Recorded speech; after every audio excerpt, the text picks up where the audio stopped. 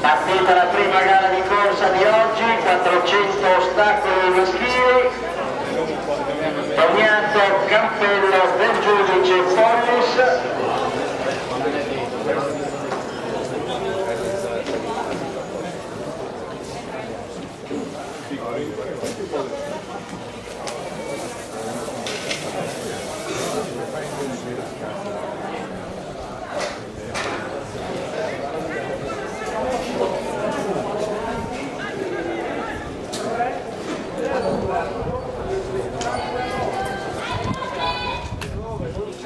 Rettilineo finale.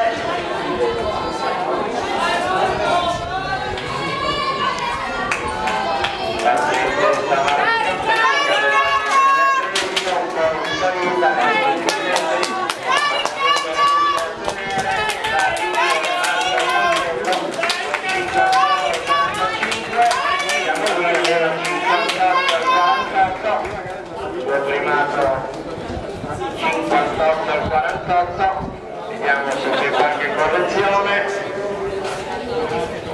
quindi si migliora di un po', 58 e 39 per cappello,